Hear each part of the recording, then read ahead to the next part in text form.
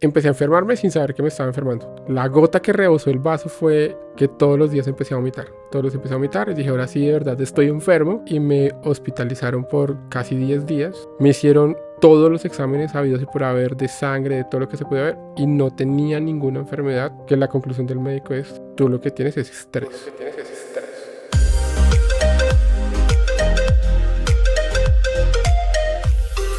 Hoy tengo un invitado muy especial. Sé que algunos ya lo conocen, pero prefiero que nuestro invitado se presente. Hola, yo soy Eduardo Rivera, soy el esposo de Nades, soy ingeniero y empresario. Tengo una empresa que hace procesamiento de pagos electrónicos hace un poco más de 2 años y operamos en Colombia, Ecuador y México. Hoy vamos a hablar de crisis financiera y de cómo se viven desde la perspectiva de hombre y de mujer. Así que para empezar, yo quiero preguntarte y que nos cuentes un poco. Algunas personas ya saben y si no saben, seguramente en otro capítulo les vamos a contar en detalle cómo viví la crisis desde mi perspectiva. Pero hoy quiero que tú les cuentes cómo viviste tú esa crisis, la peor de las crisis que hemos vivido tú y yo. Cuéntanos un poquito. Bueno, nosotros empezamos a pasar por un momento de crisis, como en 2014, más o menos Ajá. 2014-2016, cuando empezamos a emprender los dos. Para los que hasta ahora están escuchando nuestra historia, en 2014 decidimos tomar el camino de emprender cada uno en compañías independientes. Renunciamos a ambos al mismo tiempo. Renunciamos al trabajo y empezamos a emprender. Y por fuera parecía que teníamos dos empresas muy exitosas. Empresas que salían en los medios, que nos invitaban a dar conferencias, pero la realidad es que por dentro las compañías no estaban lo suficientemente bien estructuradas financieramente y eso hizo que empezáramos a tener problemas de dinero en las empresas hasta el punto de tener que liquidarlas.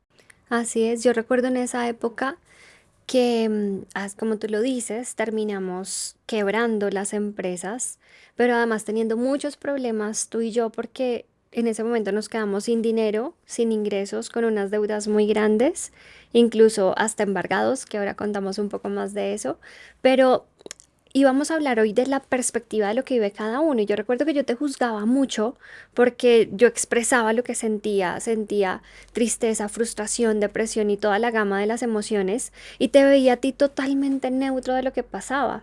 Entonces cuéntanos un poquito de eso. Sí, yo creo que ya por la confianza que nos tenemos ahora, porque es otra parte que les vamos a encontrar en el podcast, yo tenía en mi cabeza la mentalidad de lo que me habían enseñado cuando niño y es que los problemas del trabajo se quedaban en la puerta de la casa. Y era uno, la persona que entra a la casa a su familia y otro el que sale de la puerta. Entonces yo llegaba con todos los problemas de la casa, los colgaba en la puerta Con todos los de... problemas del con trabajo. todos los problemas del trabajo, perdón, y los colgaba en la puerta de la casa y entraba a la casa como si no pasara nada.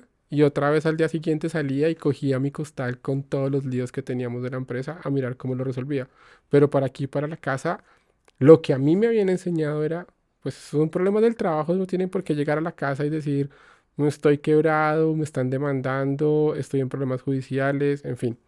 Entonces, aparentemente para la casa, mi posición era que no estaba pasando nada, pero en realidad, pues como dicen por ahí, el Vía Crucis se lleva por dentro.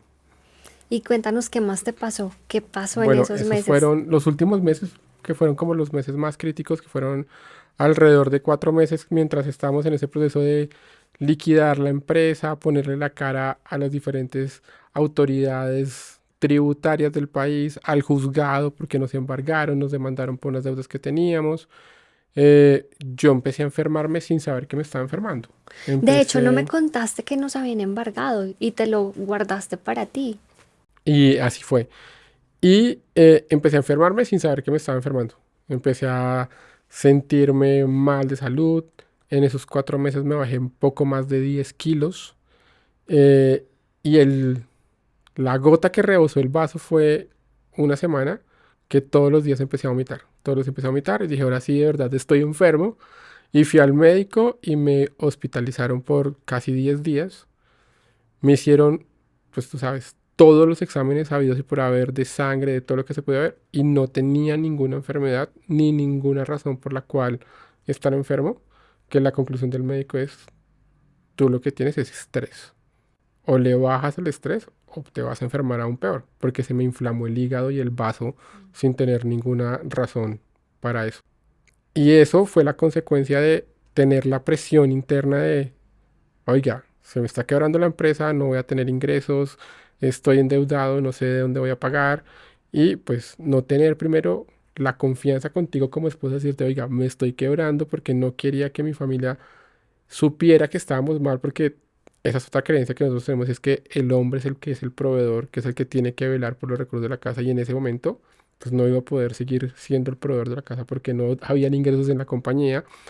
Y segundo, porque también creo que, no sé si sea solo los hombres o yo esté equivocado, pero muchos de nosotros nos guardamos esa parte triste de la historia o esa parte de la dificultad de ser empresario de la historia. Y simplemente cuando alguien nos pregunta, oye, ¿cómo vas a empresa? Uno todo el tiempo es, no, súper bien, no, súper bien, trabajando, pues eso es increíble. Y no tenía una persona con quien desahogarme y decirle, puta, nos quebramos, no sé qué hacer, no sé si el abogado que me está asesorando es el mejor, no sé si las decisiones que estoy tomando son las mejores.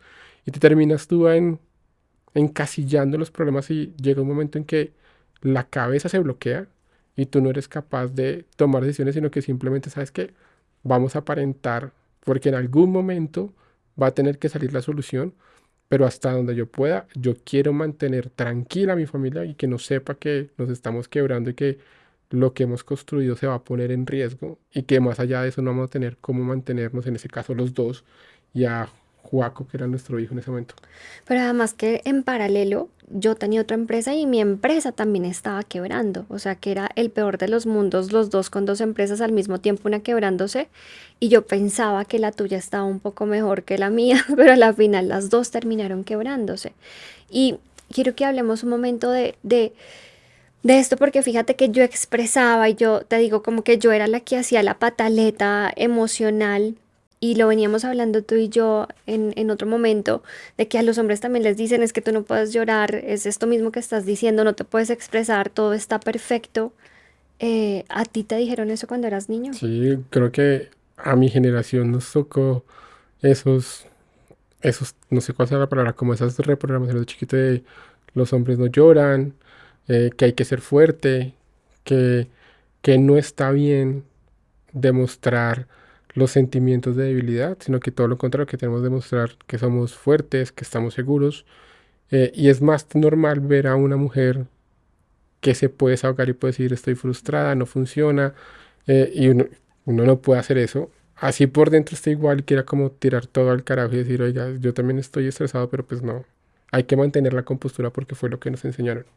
De hecho, lo hablábamos y me hiciste pensar que estábamos hablando justamente de diferencias entre hombres y mujeres y decíamos, es que si una mujer se quiebra, pues como que se le tiene un poco más de compasión y te quebraste, está bien, te acompaño, llora y como que tiene un círculo de apoyo, pero como que en un hombre si eso pasa es como más normal, lo decíamos, listo, ya, no, o sea, como te raspaste la rodilla, levántate y sigue, pero no tienes como el espacio que tú lo decías, no tenía espacio para contarle a nadie, para expresarme, no había espacio para eso. Yo hoy pienso que es un mal mensaje que nos habían dado porque realmente sí se puede. Realmente hoy, en una situación totalmente diferente que es la que tenemos hoy en día después de haber pasado por la crisis, me doy cuenta que sí se vale contar que me quebré. Y para muchas personas es una historia interesante porque podemos entrar en los detalles de decir, esto fue lo que hice mal, me equivoqué en esto y por eso quebré una empresa que tenía muchísimo potencial por tomar malas decisiones, por no haberme educado lo suficiente para gerenciar una empresa y lo tuve que aprender con un MBA como es la crisis, porque ahí es donde tú tienes que aprender todo lo que no quisiste aprender durante la empresa para poder afrontar líos legales, afrontar a las entidades de gobierno, ponerle la cara a tus empleados y decirle, oiga, tengo que liquidarlo y no tengo toda la plata, en fin. Em, pero en ese momento, también creo que por la misma situación que estábamos pasando como personas y también porque creo que en ese momento no había tanto, como tanto fomento en temas de emprendimiento o de que no estaba bien quebrarse.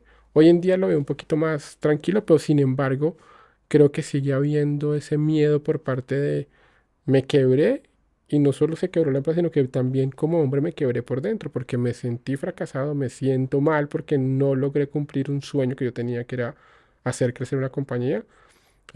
Y ahora lo puedo hacer uno con un poquito más de libertad. Quizás porque ya soy más maduro, porque ya lo viví y aprendí muchísimo de la crisis y sé, esto lo tenía que vivir. Si no lo hubiera vivido y la empresa hubiera sido más exitosa, quizás más adelante por no haber tenido el conocimiento y haber seguido con esas malas prácticas, nos hubiéramos quebrado peor. Así hubiéramos conseguido mucho dinero. Y hoy creo que eso fue lo que aprendí y hoy, a pesar de ser difícil para muchas personas, creo que hay un poquito más de espacio para expresarlo, pero creo que el ego de los hombres eh, a veces nos quita esa posibilidad de poder contar esas situaciones que pueden ser de aprendizaje para todos. Yo tengo un momento de la historia cuando ya los dos teníamos las empresas quebradas y tú te reuniste con un amigo tuyo que se llama Pedro y llegaste y me contaste la conversación y Pedro te dijo em, que el problema que habíamos tenido en ese momento era de información y no lo teníamos muy claro. Pero con esto quiero recordarte el momento, pero además preguntarte, ahora viéndolo en perspectiva, ¿qué crees que fue lo que nos llevó a la quiebra? Y al mismo tiempo, No, eso. eh, Hace mucho no me veo con él, pero él nos dice, él nos dijo, me dijo, "Vea, la diferencia entre las personas exitosas y las que no lo son es la falta de información. Y es porque las personas que son exitosas tuvieron la oportunidad de tener mejor información o tener información de algo antes que los demás. Y eso fue lo que nos faltó a nosotros. Nosotros no teníamos conocimiento. no teníamos, o sea, sí pasamos por la universidad, sí tenemos una formación, pero no habíamos sido empresarios. Y un empresario tiene que saber de muchas más cosas que simplemente lo que aprende en su carrera profesional. Y lo aprendimos a las malas. Y hoy, gracias a esa quiebra, pues ya no nos va a volver a pasar. Sabemos que hay que administrar la cuenta, que una empresa funciona igual que los principios de una casa, que si uno se descuida con exceso de gastos, con gastos hormigas, si uno no tiene el control del dinero, si uno no tiene el control de las personas que trabajan con uno, y no quiero sonar como controversial con lo que voy a decir, si uno no tiene la madurez para tomar decisiones difíciles en la compañía, como salir de empleados porque ya no son los que tú necesitas en ese momento en la compañía, o de ponerte firme frente a un socio y decirle, oye, esto que estamos haciendo no está bien, no está mal, pues esa falta de madurez, la empresa te la va a cobrar, porque son malas decisiones que van a traer pérdida de dinero a la compañía. Y además de eso que se ve como un poquito más tangible, habíamos hablado de, hay algo más interno en las personas. Yo quiero que me hables un poquito de eso que hemos Sí, hablado tú y yo. miren, el éxito en los negocios es como de ese dicho de ser y parecer. ¿Cierto? Uno puede tener oportunidades como las que yo tuve en ese momento de tener un poquito de éxito y de tener reconocimiento, pero yo personalmente me sentía menos de las personas con las que estaba. Entonces yo creo, yo estoy totalmente convencido que las personas sienten eso. Sienten cuando tú te ves débil frente a ellos, Cuando te sientes débil. o te sientes menos frente a ellos, y eso hace que la persona no quiera hacer negocios contigo. Porque las personas dicen, él no está listo para hacer negocios conmigo. Hoy, desde otra posición, teniendo experiencias incluso aún más retadoras para mí, yo me siento seguro. Me siento seguro, ¿por qué? Porque tengo una empresa, porque tengo un conocimiento, em, y porque personalmente trabajé en mí, que fue algo que hicimos nosotros y era lo que te decía. Yo todas las mañanas me levanto y lo primero que hago es mi rutina es bendecir el día, darle gracias a Dios por lo que tenemos y decirle, tráeme mucha abundancia, gracia y éxito a mi vida. Y eso hace que cuando yo salga me sienta seguro, porque sé que es parte de esa energía para que las personas digan, "Ah, ok, él no solo parece que está listo porque tiene conocimiento y tiene una empresa, sino que de verdad siento que está listo porque tiene seguridad cuando habla, porque tiene propiedad cuando habla y no es, como sabes, un grupo de personas y es la persona que se hace atrás o es la persona tímida o extrovertida porque se siente menos.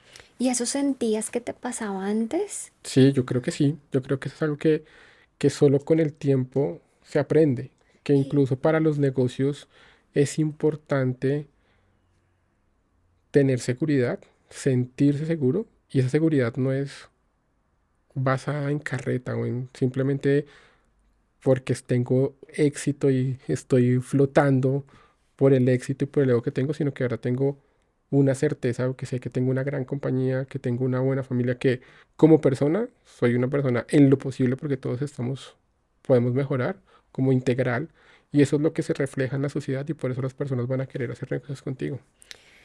Nosotros mucho a nuestras estudiantes, porque tú también eres profe de nuestra academia, les recalcamos mucho que el 80% del éxito, de la transformación de sus finanzas, de tener riqueza y tener dinero, radica en el cambio de la mentalidad.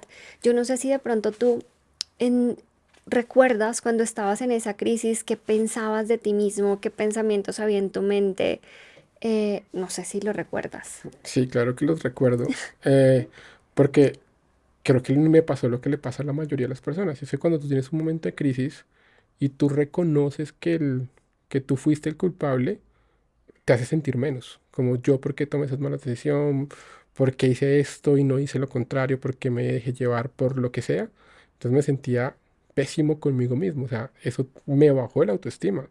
De hecho, a mí me costó recuperar mi confianza después de eso. Y tú supiste que yo intenté arrancar un par de negocios antes que este y no me funcionaron.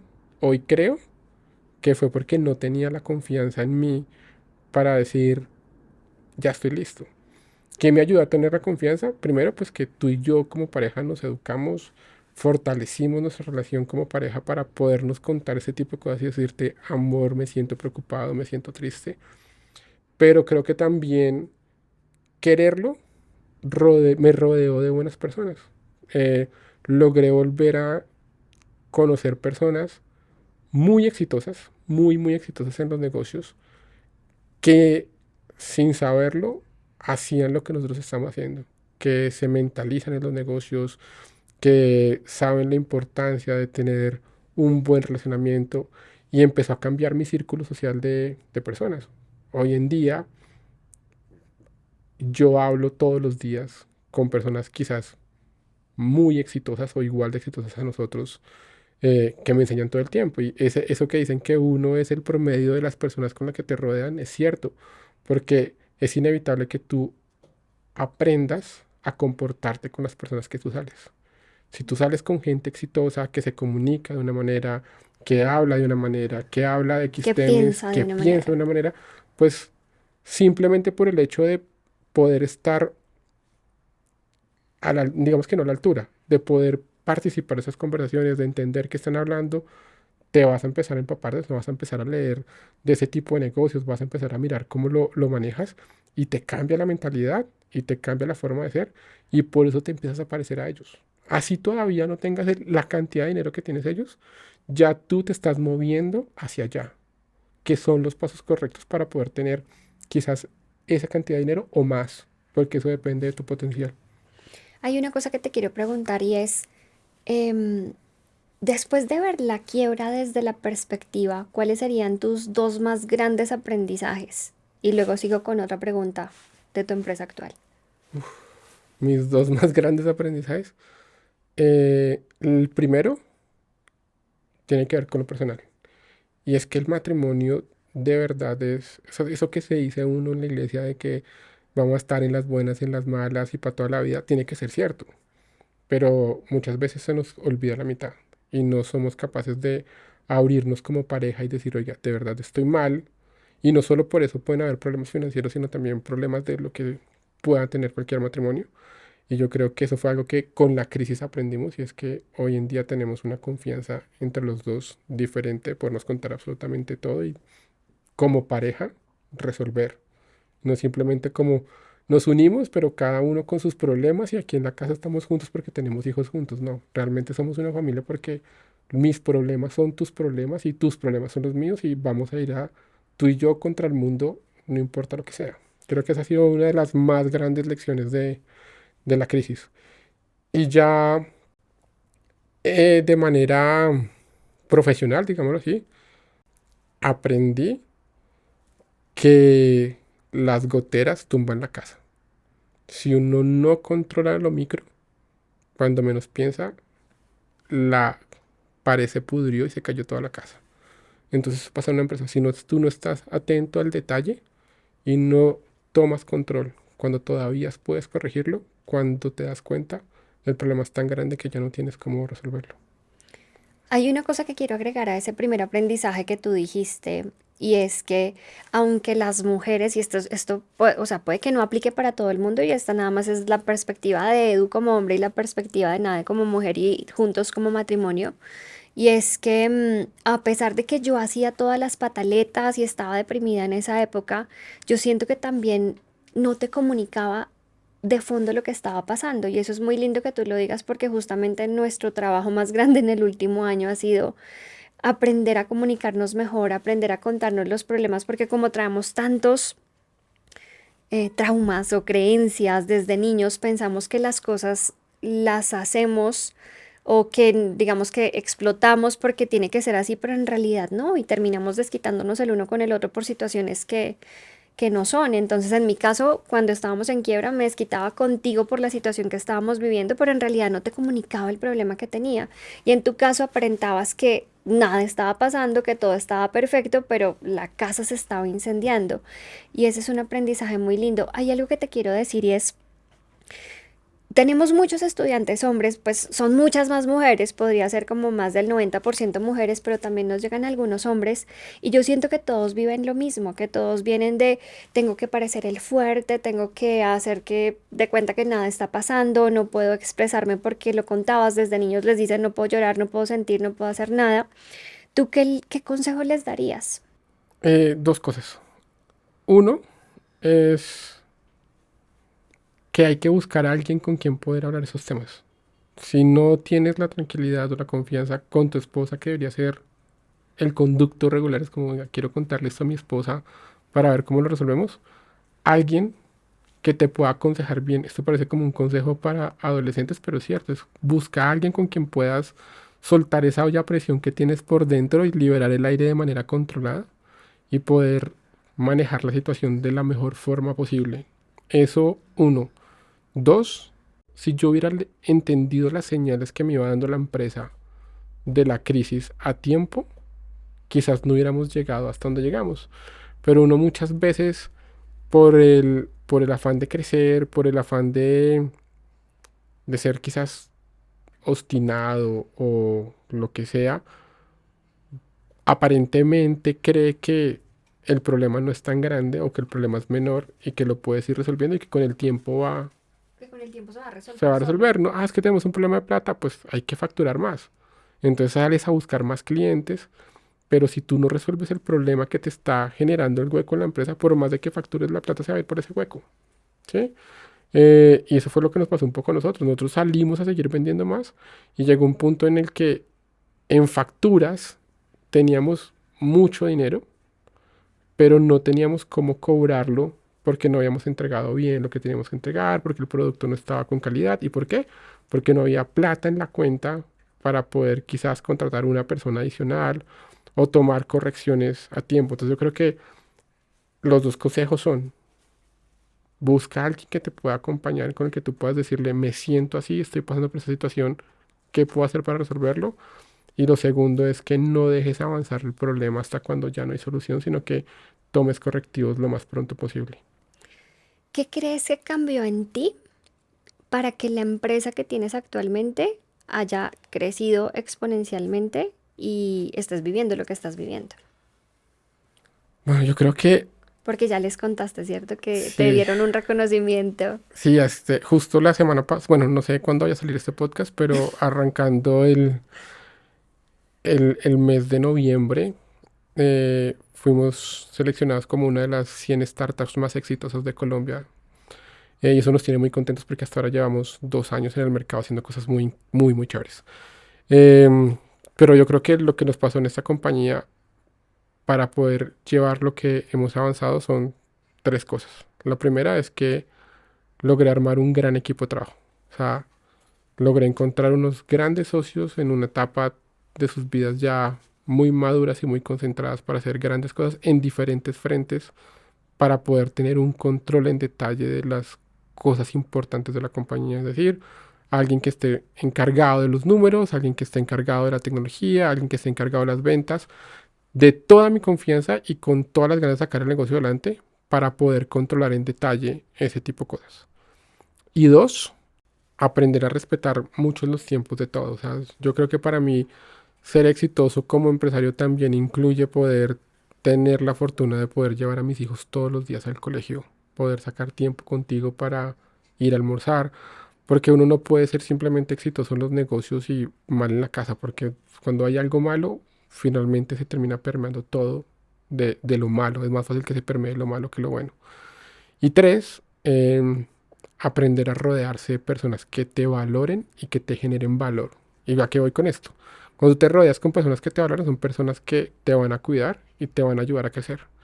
Y que te generen valor, son personas que te jalen hacia allá. O sea, hace 3 años o 4 años, bueno, mentiras, hace 8 años cuando yo me quebré, nunca me imaginé que ahora podía viajar con ejecutivos en sus jets privados piloteados por él, simplemente para irnos de paseo de una ciudad a otra a tener una reunión de negocios y ya. Hoy en día nos pasa que alguno de nuestros amigos dice, oiga, voy a hacer un evento en tal lado, ¿quiere ir? Y nos invitan y resultó reunido con 20 o 30 personas más ricas del mundo que quieren mejorar el Amazonas en el jet privado de uno de ellos, contándote cómo hizo dinero y tú la escuchas y tú dices, oye, yo voy por el camino. Quizás no lo va a hacer tan rápido como él, pero ya sé más o menos cómo hacerlo.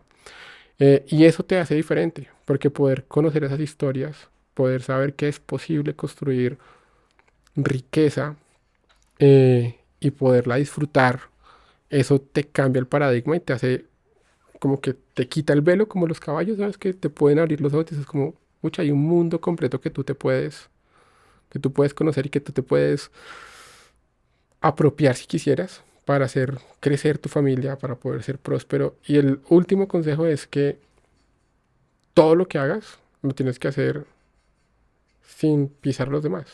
Porque al final de cuentas, si tú lo haces bien, esas personas que te ayudan a hacerlo, efectivamente van a estar contigo, van a estar agradecidas.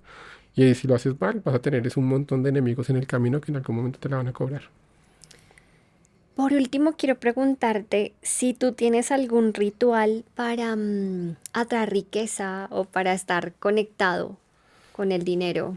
Sí, creo que tenemos varios. Pero el primero es que todos los días yo abro los ojos y lo que hago es, les decía, agradecer a Dios y textual digo, Dios, dame gracia y éxito y atrae la abundancia para mí. Todos los días. Y eso es algo que funciona para mí todos los días. Y cada vez que voy a entrar a una reunión importante o con alguien, repito lo mismo. Dios, dame gracia y éxito con esta persona para que lo que yo le vengo a ofrecer sea de interés para él. Eso creo que son como mis rituales como energía, porque fue algo que no contamos. Después de que yo salí de la clínica, eh, me puse a meditar, hice unos cursos de mindfulness y ese tipo de De cosas hecho, tú empezaste a meditar primero que yo. para poderme conectar conmigo mismo y poderme tranquilizar, porque si no, de verdad, no estaría aquí contándoles la historia. Eso me ayudó un montón. Eh, Dos, creo que otra cosa que es muy importante es sacar tiempo, no para hablar de negocios, sino simplemente para compartir con esas personas exitosas que, que pasan por tu vida. Entonces yo tengo unos socios o algunos amigos muy exitosos con los que de vez en cuando saco tiempo para ir a almorzar, simplemente para entender cómo, cómo puedo yo ser mejor para llegar a tener ese mismo nivel de éxito. Creo que son como las dos cosas que yo personalmente hago, aparte de lo que hacemos como familia. Yo sé que también hay una cosa que es más material, pero me encantaría que la contaras porque eh, yo pienso que te alcanza el tiempo para todo. Obvio, pues para algunas cosas no, pero sí siento que eres muy organizado con tu tiempo y es algo que tú haces con tu agenda. Cuéntanos eso. Bueno, sí. Lo que no está en mi agenda no existe. Yo agendo todo, desde a qué horas me levanto, a qué horas me acuesto, todas mis reuniones, pero algo supremamente importante que tengo en mi agenda son los bloques de tiempo para mí. Y es dentro de mi día a día puedo tener 5 reuniones, pero también tengo 2 espacios que son míos para poderme sentar a responder correos, sacar pendientes o simplemente leer cosas que tengan que ver con mi negocio o que me interesen. Incluso también tenemos esos tiempos como, no sé, los sábados y los domingos están bloqueados para mi familia, a no ser de que sea pues el negocio de la vida o la oportunidad de la vida, no hay nada más importante que estar ese fin de semana con mi familia. Pero sí, todo lo anoto en mis agendas, creo que eso es una tarea y los documentos, ¿te has dado cuenta, esposa? Yo si voy a una reunión, tomo el print screen de la pantalla, tomo nota. Quizás no son las notas más organizadas, pero a mí me sirve mucho tomar nota, porque cuando tomo nota de lo que estoy leyendo, de la reunión que estoy teniendo, se me queda más fácil grabado en la cabeza. Entonces creo que esas son como las dos cosas que siempre hago para organizarme. Esposo, gracias por estar en este espacio. Y a todas las personas que nos están viendo, les recomendamos que nos sigan en nuestras redes sociales. En la descripción las vamos a dejar. También asegúrense de estar en nuestros grupos de WhatsApp, que allí seguimos compartiendo mucho valor. Y si les gustó este episodio, cuéntenos en los comentarios y también escríbanos si quieren que sigamos saliendo los dos en algún otro episodio o si tienen alguna pregunta. Gracias.